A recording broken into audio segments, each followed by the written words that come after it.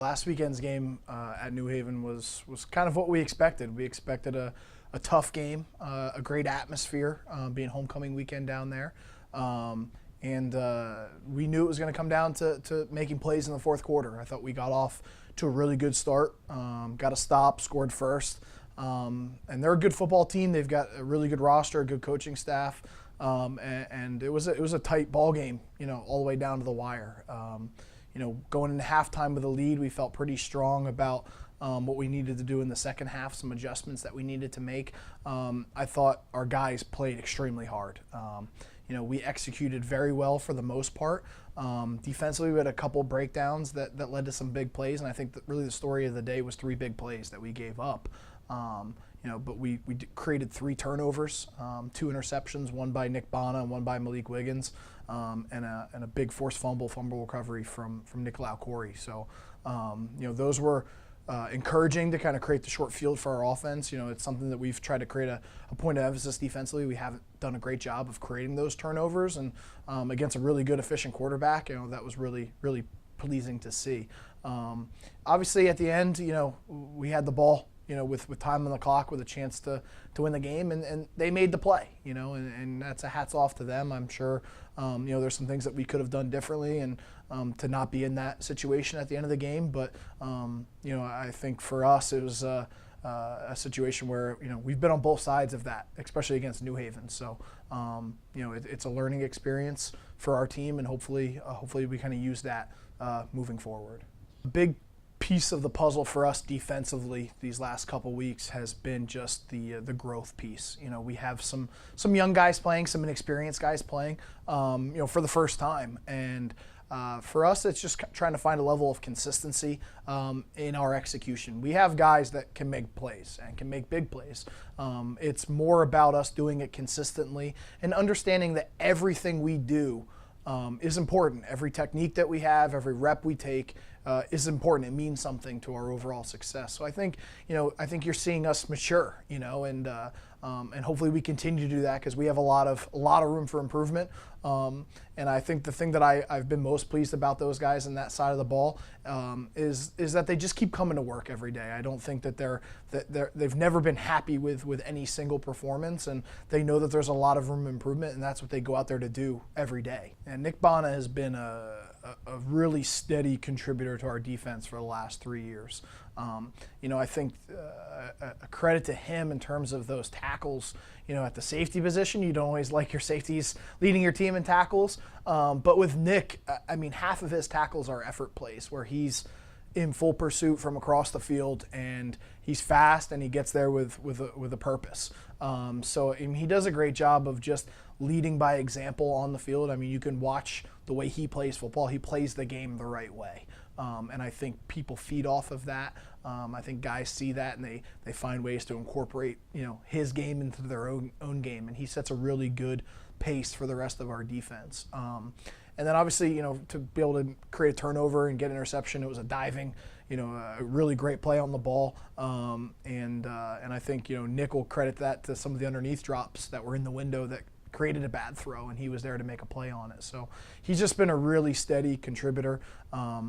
He's not the most vocal guy all the time, but when he talks, his voice holds weight in our locker room, and I think guys really, really gravitate around the way he plays the game of football. Matt Fultz has obviously played football now for 4 years for us under center, and I think the biggest thing when you talk about a completions record is obviously for him being efficient with the football and getting it in his receivers' hands and allowing them to make some plays. So he's been really efficient with the football. His completion percentage consistently throughout his career has been right at, if not over 60%, which is a really good number to be flirting with as a quarterback. So I think, some of that is a tribute to his receivers getting open and his O-line, buying him some time. But a lot of that is also on him reading defense, reading coverage, playing within our scheme, and delivering an accurate football. So he's done a really good job of that, especially this year coming into his own as a senior. And, I think he's having his best most efficient year under center for us out of his 4 years. So, he's definitely earned that. It's always great to be at home at WB and playing in front of the home crowd. We've been Really fortunate to have a couple of night kickoffs too, which I know the guys really get into, and we love that we're able to play Saturday night games here at Stonehill. I think it's great for our student body. It's great for our program. It's great to get some fans here and some recruits here, and I know we'll have a lot of alums back. It's been an interesting road. The first couple weeks of the season, we played some good teams on the road, starting off, traveling down to Bloomsburg, and we've had 2 overnight trips. So I think for our football team, we're kind of building that callus of what it takes to go on the road and execute on somebody else's turf. And hopefully that makes us appreciate more so not having to make that trip and creating more of a home field advantage for us, that we're able to play at home and take pride in playing, on WB in front of our home fans. So, I think it's going to be a great atmosphere Saturday night, and we're excited to be at home. Every year when we play Bentley, you get more alumni emails than any other week. I know there's people that come to one Stonehill football game a year, and it's the Bentley game. And obviously it tells you that it means something to the alums that have been in our program in the past, and it definitely means something to us. It's not hard to get up for this game. So I think the guys are hungry. They're a really good team. They're playing really well.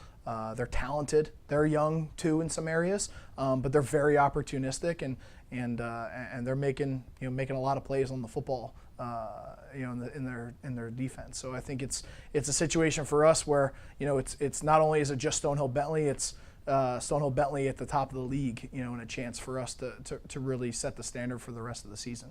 Offensively, they're really doing a lot of different things running the football. Whether it's kind of your standard inside-outside run game, they're doing a lot of some option-style stuff, some jet-style run game. So they're going to attack you, horizontally and downhill in the run game. So they're challenging to defend. And they've got some really talented wide receivers. They've got a young wide receiver that's averaging over 20 yards a catch, and they've got an experienced slot receiver that they find multiple ways to get in the football, whether it's in the run game or the pass game. So we can't really focus on just one area.